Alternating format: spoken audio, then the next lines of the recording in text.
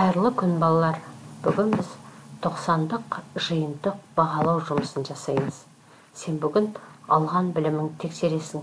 Осы уақытқа дейін не үйреніп, не білгеніңді анықтайтын боласың. Сонымен мәтінді мұқият тыңда. Адалдық. Ханшайым апайдың 2 ұлы бар. Үлкені Алмас 8-де, кішісі Алмат 6-да. Анасы базардан алма әкелді.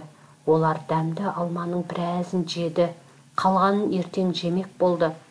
Түнде Алмас інісіне білдірмей алманы тағы жеп қойды. Ертеңіне Алмас кітап оқып отырған.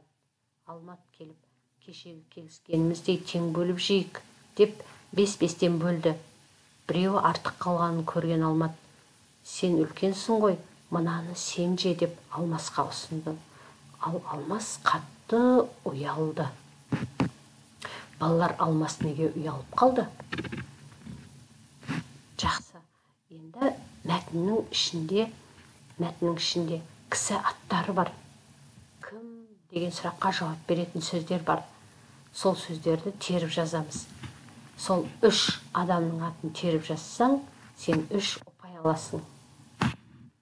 Сосын мына мәтінде заттың санын білдіріп тұрған сөздер бар. Қанша, неше, нешінші деген сұраққа жауап беріп тұрған сөздер. Сол сөздерді тауып жазсаң, 5 ұпай аласың. Демек, мәтінде 5 заттың санын білдіретін сөздер бар. Серкіту сәтін жасап, мәтінге қайтадан мұқият оқып еске түсіріп ал мәтінді. Сосын мағыналары қарама-қарсы сөздер бар мәтіннің ішінде. Сол мағынасы қарама-қарсы сөз тауып жазсаң, онда сен 1 ұпай аласың. Енді мына заттың сынын білдіретін сөздер тауып көрейік.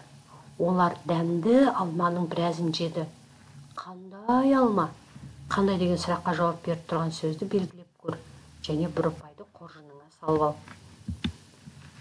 Қимылды білдіретін сөз тауып көр. Анасы базардан алма әкелді. Не істеді?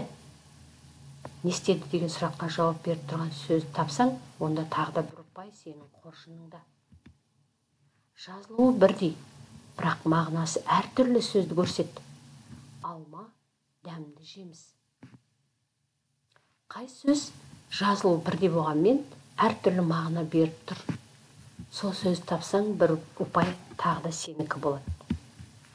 Енді өзіңнің жинаған ұпайларыңды санап көр. Егер сен 12-ден 10-ға дейінгі балдарды жинаған болсаң, онда сенің бүгінгі алған бағаң 5 болып тұр. Егер сен 9-ден 7 ұпай жинаған болсаң, 9, 8, 7, онда сенің бүгінгі алған білімің 4 деген бағаға сәйкес келіп тұр. 6-ден 5 ұпай жинаған болсаң, бал деген сөзі бір қалып кетіпті.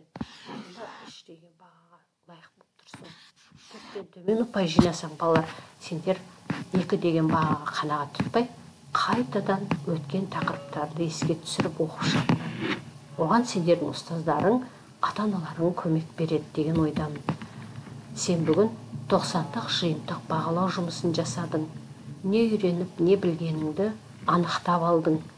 Ал саған сабақ берген Гүлзина Жақсылық. Келесі сабақта кездескенше сау болыңдар балалар.